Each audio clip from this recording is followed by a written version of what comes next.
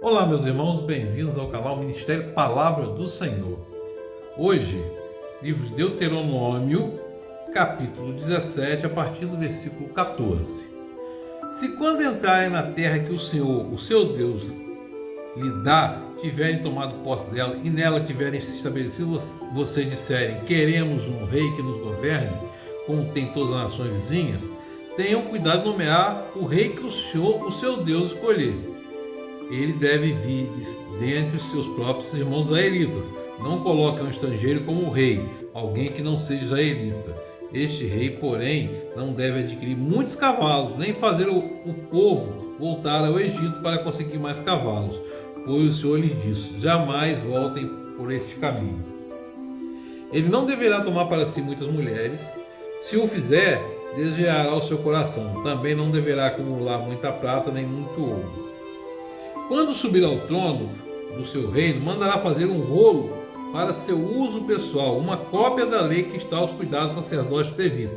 Terá sempre essa cópia consigo e terá que lê-la todos os dias da sua vida para que aprenda a temer o Senhor, o seu Deus, e cumprir fielmente todas as palavras desta lei, todos os decretos. Meus irmãos, este livro de Deuteronômio também, aqui o povo já saiu do deserto, está para entrar na terra prometida em Canaã. Esse livro na Vulgata Latina, né, que quer dizer repetição da lei. Aqui a gente vê a retomada da aliança de Deus com o povo. E aqui a gente vê Moisés falando, repetindo a aliança, repetindo os decretos. E em hebraico o livro chama-se da Devarim, palavras, o Elê da Devarim, quer dizer, estas são as palavras. Mas, meus irmãos, é interessante observar que aqui Deus fala, chama atenção aqui duas coisas. Ele é quase que isso é uma profecia, né? Porque lá em Samuel a gente vê o povo pedir, Samuel que unge um rei, Deus Saul, né? Quase Deus aqui faz uma profecia. Mas interessante são os decretos do rei, né? O rei tem que ser entre os irmãos israelitas, o rei tem que ser moderado, o rei não pode ter muitas mulheres, que era o costume na época, não podia ter muita prata, muito ouro, mas, sobretudo, o rei tinha que obedecer aos decretos. E o rei só tinha uma lei para ser obedecida, chamada Lei do Rei. Qual é a lei do rei? Obedecer aos decretos de Deus. Tanto que Deus manda que ele faça uma cópia da lei para ele, guarde embaixo do braço e lê todos os dias da vida dele, para cumprir todos os decretos, para estar atento a todos os decretos, para não se desviar, como Deus fala, nem para a esquerda nem para a direita. E esse livro é interessante da gente observar que ele fala, eu sou o Senhor, seu Deus, que te tirou da terra do Egito. O tempo todo, eu sou o Senhor, seu Deus, eu sou o soberano. Meus irmãos, e a gente tem que refletir sobre isso. Assim como Deus fez essa aliança sinaítica, bilateral, condicional naquele modelo suzerano vassalo, você tem que esse livro é um livro de bênçãos e maldições. Se vocês cumprirem a lei, vocês terão bênçãos. Se vocês não cumprirem, vocês terão maldição. E a gente observa isso aqui, que só tem um caminho a se cumprir. É o caminho que Deus indica, que Jesus Cristo indica. Nos dias de hoje,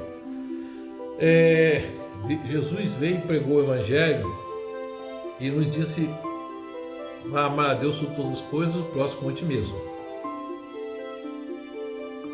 Isso é o que Ele nos deu. Mas não invalida nada disso aqui.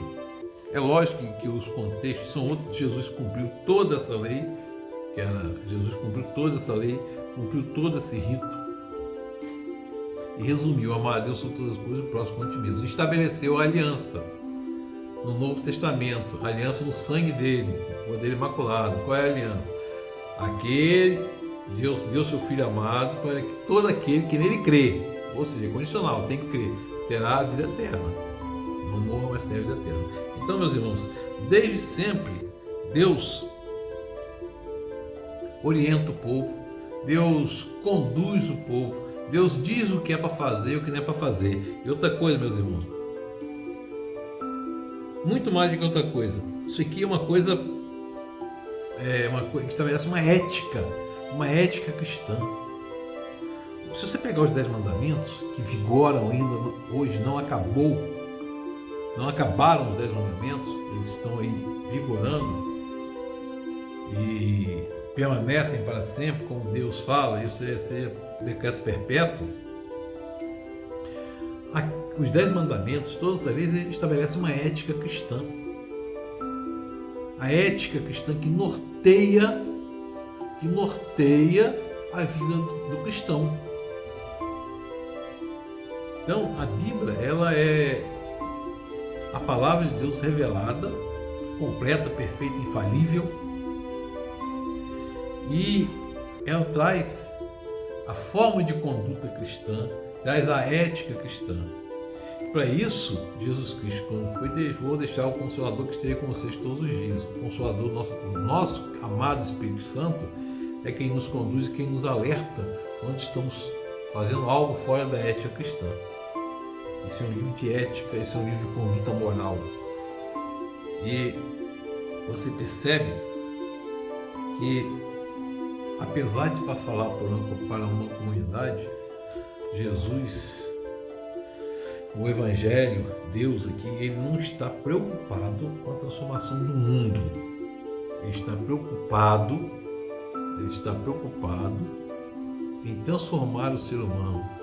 Arrependam-se, transformem-se, porque Paulo fala claramente: não vos amudeis os teus deste mundo, mas transformai-vos pelo Espírito. Se eu não consigo me transformar, eu vou transformar o mundo. Então é preciso que nós entendamos que a partir da nossa transformação, nós podemos de alguma forma contribuir com a nossa ética cristã já presente em nós para mudar o mundo. Então, sobretudo, a igreja deve ser uma comunidade saudável. Eu e você, enquanto igreja, devemos ser uma comunidade saudável para uma cidade saudável. Como nós podemos almejar ou querer transformar uma cidade para que ela se torne saudável, se nós mesmos, enquanto igreja, não estamos saudáveis?